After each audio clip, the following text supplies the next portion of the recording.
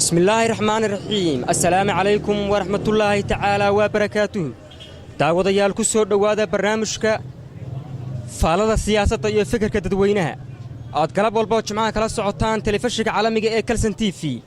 xaruntiisa dhexe magaalada Nairobi barnaamijkan waxa idin la socodsiinaya anigoo ah Maxamed Jaamac Bulaale bismillaahir rahmaanir in marka sakariya soo waragta maanta barnaamijkan waxaan kaga hadli doonaa mooshinka laga keenay gudoomiyaha baarlamaanka Jawhari soo waragta arrinta ayada marka fikradaada oo dhiibanay Jawaarey waxaan u arkaa madaxda waxaan u dhiibanay inay shaqeeyaan oo shacabka Soomaaliyeed u shaqeeyaan ninkii shacabka Soomaaliyeed u shaqeyn waayo madaxda ka mid ah in laga saaro meesha waa qaba aniga fikirka asaga waxa qabtaa in gudoomiyaha meesha laga saaro mise fikradaada soo dhawaani haduu madax uu shaqeyn waayo Jawaarey uu shaqadiisa ka soo bixi waayo oo shaqadii loo idmay shacabka Soomaaliyeed u dhibta haduu qaban waayo Jawaareyna meesha laga saaro waa qaba marka waxa mooshin ka keenay in ku badan 100 xildhibaan in ku dhow marka ma isleedahay meesha waa laga tuuri doonaa mise adoo fikradaada ka dhiibanaya oo gudoomiye cusub la soo magacaabi doona kulley Jawaarey haduu mataqaanaa xildhibaanada Soomaaliyeed iyo dadweynaha uu ka haysan haduu socod ka haysanin ma joogi karaan leh waa maasanta magacaygu Cabdullaahi Xuseen Maxamed Cabdullaahi soo waragta mooshinka laga keenay gudoomiyaha baarlamaanka ay ka keeneen in ka badan 100 xildhibaan wallahi arintaas waxaan u arkaa arin aan ku habboonayn waqtigeedina aan la joogin dhalinyarada Soomaaliyeed iyo dhammaan ummadda Soomaaliyeed maanta waxay u jeedaa ifaalo nabadeed ay u jeedaa marka raali ka manihin in mooshin iyo waqti lagu mashquulo waxaan raali ka nahay xildhibaanada inay shaqadooda qabsadaan shaqadooda waxa weeye in hore loo socdo danta dalka iyo dadka inay ka shaqeeyaan diinta in marka hore magacaaga saddexan ku bilaabaya ku soo dhawo telefishinka caalamiga Kalsan TV wad ma santahay magacayga waxa la yiraahdaa Sheekh Maxamed Axmed Aadan baa la yiraahdaa kulleeyda aad iyo aad baan ugu xumahay in madaxda Soomaaliyeed maanta khilaaf soo dhaxgalo waan ka xumahay waayo qurban joogna waxaan rabnay madaxda Soomaaliyeed inay ummadda yaani u shaqeeyaan isqabqabsiga iska daayaan hor in loo socdo marka waxaad leedahay xilligan kuma habboona in baarlamaanka ay mooshin keenaan xilligan kuma habboona baarlamaanku inay mooshin keenaan waayo waqtigiisa lama gaarin professorkuna aad iyo aad buu u shaqeynayaa waxaan jeclaan lahayn la iska daayo oo lala shaqeeyo marka maxaad u soo jeedinaysaa tala ahaan madaxda Soomaaliyeed iyo xildhibaanada waxaan u jeedinayaa horta Ilaahayna ka cabsadaan subxaanahu wa ta'aala wadanka ay u damqadaan shacabka ay u damqadaan isqabqabsiga iska daayaan dadweynuhu maxaa yeelay waa ilaalada lagu dirin weey mar walba idin daawanayaan waa ilaalmo aysan ka warhaynin weey inay ka warhaynin madaxdu marka madaxda yaani shacabka soo doortay shacabkuna maalin walba yaani in la ragaadiyo lama rabo way horay u soconnaa dubishinta hore loo socdaa lama rabo maxay aheedo khilaafkan ku soo ziyaaday madaxda Soomaaliyeed Axmed waxaad leedahay arrintan ma habboona xilligan la keeno gabagabadii naga marayna ma habboona laga fiirsado oran lahaa maxaad kula talin marka madaxda Soomaalida waxaan kula talinayaa inay heshiyaan ay wada shaqeeyaan in magacaaga saddexnaad oo ku bilaabaya waxa laga hadlay arrinta mooshinka laga keenay Jawhari iyo xaaladda Soomaaliya bismillaahir rahmaanir rahiim alxamdulillaah salaatu wa salaamu ala rasuulillaah sallallahu alayhi wasallam ilaahay baa mahad u sugnaatay adeer mooshinkaas laga keenay Jawhari waa sharci darro wadanka Soomaaliya oo baaba'san oo maalin walba la isku qarxinaya oo maalin walba jabaya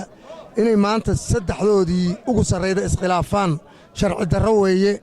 wayna ka gardaran yihiin mooshinka ay ka keeneen Jawhari waa sharci darro mana loo baahna dalka Soomaaliya wuxuu u baahan yahay inuu hore loo wado wadankiina dib u dhacay waxaan ku talinaa maadaama aan maay Cabdullaahi Maxamed Jimcaale odo Soomaaliyeed waxaan ku talinaa mooshinkaas nimanka wada inay ka laabtaan Professor Jawhari Maxamed Cismaan Jawaarina waa nin sharci lagu soo doortay baarlamaankuna hadda wuxuu marayaa 5 sano 6 sano wadaa si fiican uuna ku wadaa iska qabsina ma jiri jirin ayaka ayaa dan kala leh danta ay wataan oo danta shakhsiyaha ka laabteen baan leeyahay Jimcaale aad baad u mahadsantahay bismillaahir rahmaanir rahiim magacaygu waa Cabdicasiis Cabdi Gaaciye anoo ku hadlahaya magaca ummadda Soomaaliyeed ee ku nool Islii odayaasha dhalinyarada shacabka guud ahaan waxaan u gudbinayaa dawladda baaq in ay garato oo fahamto ay muhiim tahay dawladda waxaa la siiyey kalsooni aad u ballaaran oo daafaha adduunka iyo shacabka Soomaaliyeed ay siiyeen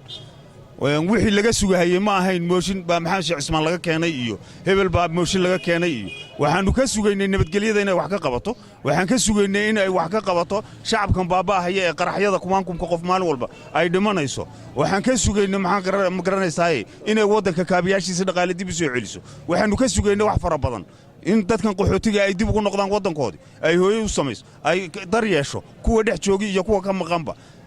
wax fara badan oo aan ka sugaynay dawladdu way gabtay waxay ku mashquushay shirkad baa hebel lala siixday iyo maxaan ku dhahaa maamul goboleed baa la duminayaa marka waxaad leedahay baarlamaanku hawshooda way gabeen baad leedahay baarlamaanka iyo golaha wasiiraduba way gabeen hawshooda madaxweynuhu wuu gabay waxaa gabay prime ministerka war kuwa isku mashquulin idinku kor u soo baxa oo shacabka u shaqeeya intaad mooshin keenaysaan wixii laydiin idmaday nin walba inuu shaqadiisa garto maxaa prime ministerku ma xukumo baarlamaanka ma xukumo gudoomiyaha baarlamaankuna golaha wasiirada ma xukumo waxaa weeye madaxweynuhu waa sharci ilaaliyihii waddanka waa inuu ka hadlaa arrimaha taagan maanta soomaaliya waxaa ku soo badbadanaya mooshin ay marba xildhibaanadu keenayaan iyadoo xukuumado kala duwan ay soo mareen waddanka soomaaliya sanooyinkii u dambeeyey ma is leedahay wakhtigan la joogo dawladda soomaaliya jadwal bay diyaarisay ama dariiqii ummadda soomaaliyeed kaga bixilayd dhibka ay ku jirto waddankana waxaa la gaadhsiin karaa doorasho qof iyo codkiisa maxaa la gaadhsiini waxaa sii badanaya mooshinkiina waa sii badanaya qaraxyaduna way sii badanhayaane maxay dariiqoo diyaarisay nooma muuqato wax dariiqoo ay diyaarisay marka waxaad leedahay haba yar la weeraray hebel oo loo gudbay hebel waa loo dhacay wax noocaasaa noo muuqdee waxay diyaarisay jadwalahoo saxan oo noo muuqdaa ma jirto haddii waxaa soo batay mooshinkii iyo qaraxyadii baa soo batay